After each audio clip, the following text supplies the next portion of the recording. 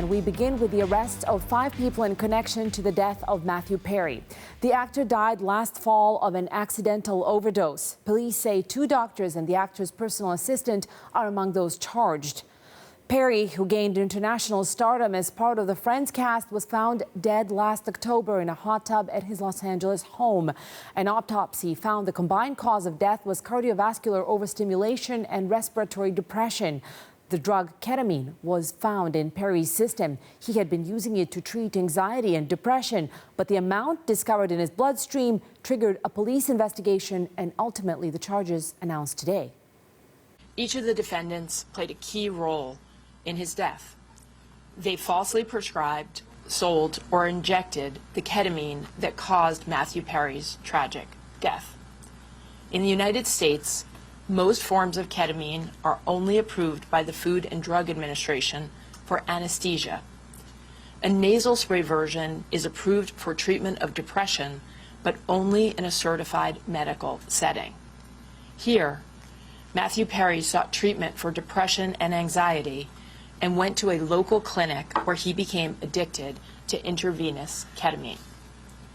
When clinic doctors refused to increase his dosage, he turned to unscrupulous doctors who saw Perry as a way to make quick money.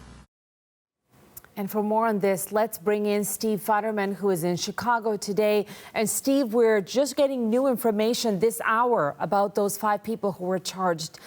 Tell us what's the latest development. Well, Deanna, 2 of the people, there are 5 defendants. 3 of them have already agreed to either plead guilty or have pled guilty to the charges. The 2 remaining defendants, including the main drug supplier, a woman known as the ketamine queen, and the main doctor who was really involved in all this, his name is Salvador Plasencia, they have both entered pleas in L.A. criminal court, federal court, and they have entered pleas of not guilty. Now, our understanding is that the woman, the drug supplier, who again authorities said that when they went to her home they found a drug emporium, she has not been granted bail right now, so that might be a while. But she faces life in prison potentially if she is found guilty of all these charges. And of course, the doctor who also pled not guilty, he faces also a significant penalty. Now, today's announcement of these charges really is the culmination of what began almost immediately as an investigation. When Matthew Perry was found dead, an autopsy was performed. The autopsy revealed some dosage of ketamine. Now, ketamine can be used, and Matthew Perry initially was using it for proper purposes to treat depression, but it's become a very popular recreational drug over the years. And as it turned out, Matthew Perry became hooked on it, and that's what led to his death. That's what got authorities curious. Now, today at a news conference announcing all these charges, the federal U.S. attorney in Los Angeles, Martina Estrada, explained the charges, basically saying that all these people knew what they were doing and they did it to make money. In this case, we are not talking about legitimate ketamine treatment. We're talking about 2 doctors who abused the trust they had, abused their licenses to put another person's life at risk. 5 defendants who, as I mentioned, knew what they were doing was wrong. In fact, one of them has sold ketamine that resulted in the death of another person in 2019. Nothing about what we see today was legitimate, and that's why we filed criminal charges.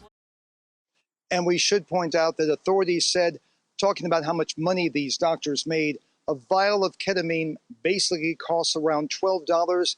In one case, Matthew Perry was being charged $2,000 for each vial of ketamine he purchased, and he purchased numerous vials of the drug.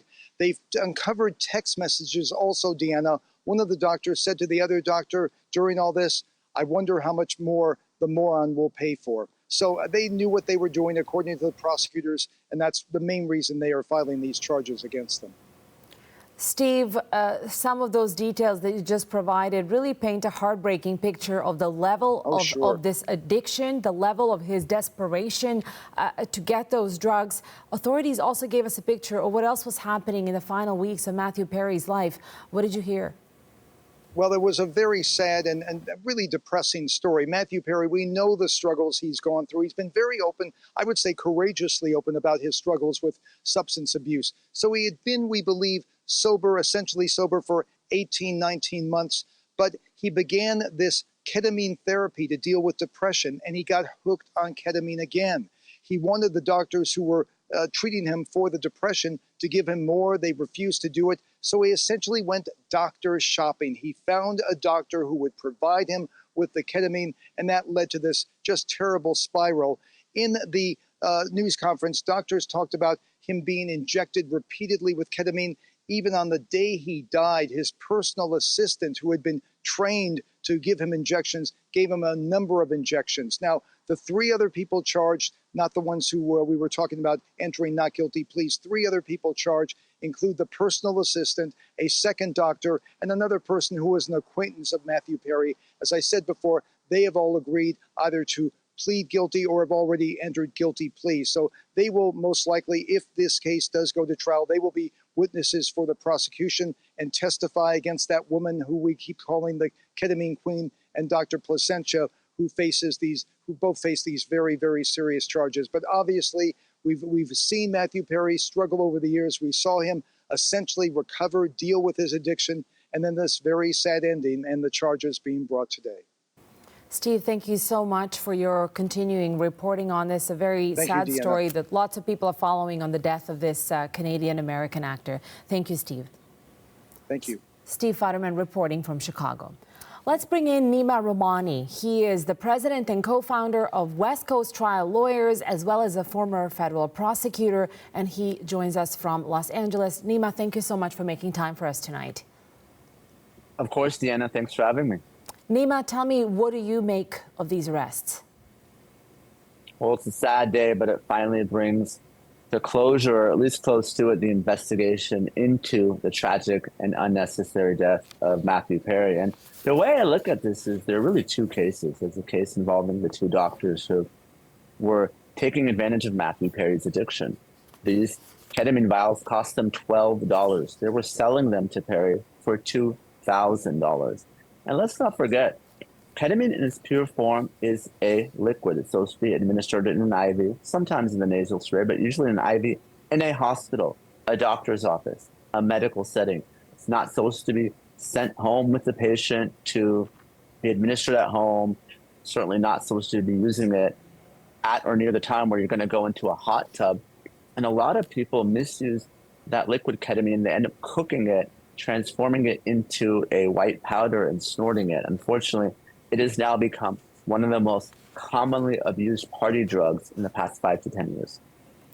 Neame, I want to ask you to walk us through what these individuals have been charged with. So the doctors have been charged with the conspiracy and the distribution of ketamine, as well as falsifying medical records. When it was clear that they were under investigation, they allegedly doctored medical forms to try to show that the ketamine that was provided to Perry was medically necessary. So they've been charged with obstruction as well. With respect to the ketamine queen, she faces the most serious charges for a number of reasons. It wasn't just ketamine. She had a significant amount of methamphetamine, which is even a more dangerous drug. And she was responsible for a ketamine-related death, at least allegedly, in 2019, where she provided ketamine to an individual named Cody, and he died as a result. So she's looking at a potential life sentence because of the methamphetamine and the prior death. And then you have another street dealer, and as well as the assistant. The assistant is probably the least culpable of everyone here, but when you're charged with a ketamine or any other drug-related conspiracy, you're on the hook for anything that happens as a result of the conspiracy, including someone's death.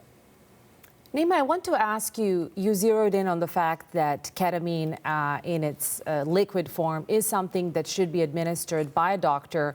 2 doctors are among the people charged here. I think for a lot of people, it'll harken back, if they're old enough to remember, to the death of Michael Jackson and Dr. Conrad Murray, who of course prescribed propofol. All the publicity around that when a doctor goes against all of their codes of ethics, many of which doctors are absolutely liable to, in addition, of course, the legal and criminal charges here. I read Matthew Perry's autobiography, and in one memorable chapter during the peak of his addiction to prescription drugs in the heyday of the TV show Friends, he described driving around Los Angeles from one end of the city to another to go to 6 or 7 doctors a day so he could get different prescriptions from all of them and maximize the amount of pills that he could get at that time. And it really struck me how this was basically happening pretty much in the open. I mean, he didn't name names, but clearly this was happening in a place like Hollywood, where there is a lot of people with unlimited means and of course, a lot of people with addictions as well. What does it signify to you as a legal expert that we seem to be taking, or the legal system seems to be taking this really seriously now and charging these doctors? Well, Deanna, you're absolutely right. And I am a little bit older. And my former law firm did handle that Conrad Murray civil case on behalf of AEG. So I know it well. And you're right. We're talking about very powerful anesthetics. Propofol, which was used to help Michael Jackson go to sleep, that's a drug that's administered during surgery. And, you know, I talked about ketamine being a newer drug as far as its abuse, but it's been around forever. But it was around for vets. They used it to tranquilize horses. So think about how powerful that drug is. And the amount of ketamine found in Matthew Perry's body, at least according to the autopsy report, was an amount used for anesthesia, like he's under surgery. So we're talking about very powerful drugs, very powerful doses. And you're right, these are controlled substances. You have to either get them from a dealer or from a doctor. And law enforcement, they're cracking down on these pill mills or Dr. Feelgoods or whatever you call it, who are prescribing these drugs in large amounts, collecting a lot of money in return. And it's really a situation of profits over people. And doctors who swore an oath to protect their patients are really doing them a disservice. And Matthew Perry paid the ultimate price here. Neame, we're running out of time, but I just want to ask you one quick question while we still have you. Obviously, a lot of resources were put towards this investigation. Obviously, some of it happened because Matthew Perry is such a well-known name. Is this common, and do you think that there is a benefit to the publicity, the fact that you and I are talking about these charges right now, when it comes to regular people who are also in the throes of addiction, but who don't have Matthew Perry's celebrity? Diana, I've gotten this question a lot, and I have to answer it honestly.